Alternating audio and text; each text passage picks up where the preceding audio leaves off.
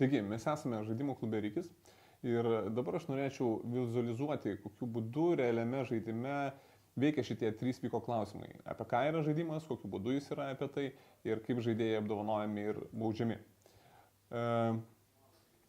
Čia yra stalo miniatiūrų žaidimas Flames of War ir jisai yra apie 3 dalykus. Pirmiausia, tai yra miniatiūrų žaidimas, antra, tai yra strateginis stalo žaidimas ir trečia, tai yra antro pasaulinio karo mūšio simuliatorius.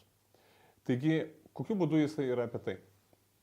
Kaip matot, tai yra miniatiūrų žaidimas, yra daugybė miniatiūrų ir miniatiūrų žaidimuose dažnai reikia kuo daugiau vizualizuoti pačią įvykio ir aplinką, ir vaizdą. Tai yra tankai, pėstininkai, artilerija, miškai, miestai, keliai, kalnai, pamušti tankai, yra parodomi dūmais ir daugybė įvairiausių panašių dalykų.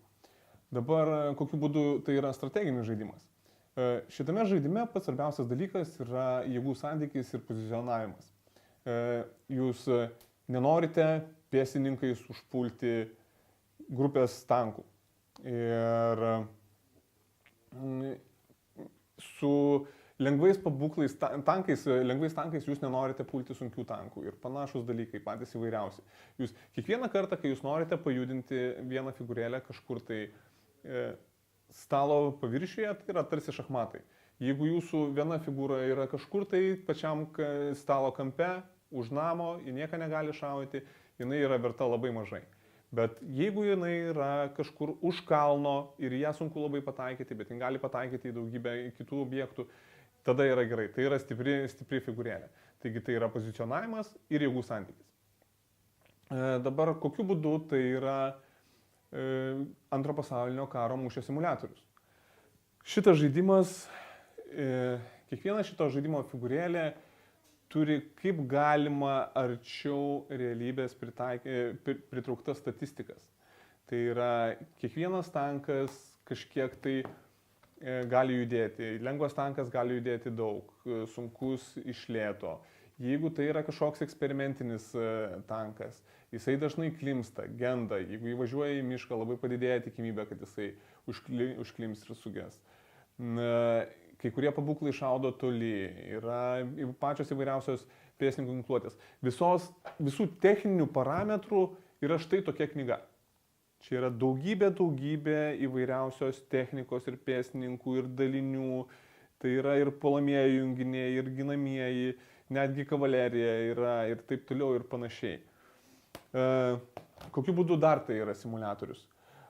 Šitą žaidimą galima žaisti 3 laikotarpius. Jūs galite paimti patį ankstyvąjį antro pasaulinio karo laikotarpį, kuomet vokiečių armija yra labai pajėgi, joje yra labai daug veteranų iš karo Prancūzijoje ir karo Lenkijoje, jos labai aukšta moralė, bet technika dar nėra pakankamai išsivyščiusi. Pavyzdžiui, pačioje karo pradžioje nebuvo dar tankų Tigrai ir Pantera ir panašių dalykų.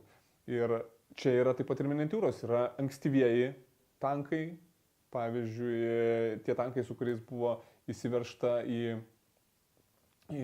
Sovietų sąjungą. Taip pat yra vidutiniai tankai jau atsiradę šiek tiek vėliau ir Tigrai ir Panteros. Tai jeigu jūs žaidžiate ankstyvąją karo dalį, mūšį kažkokį, tai jūs negalite žaisti su Tigrais ir Panteromis. Ir pavyzdžiui, jeigu jūs žaidžiate jau pačią mūšio pabaigą, pačio karo pabaigą, vėlgi jau vokiečių kariuomenė yra šiek tiek kitokia. Jie yra labai išvystytos technikos, bet jie nebeturi pakankamai jėgų ir dažnai yra patys daliniai jau nėra vien tik tai iš veteranų.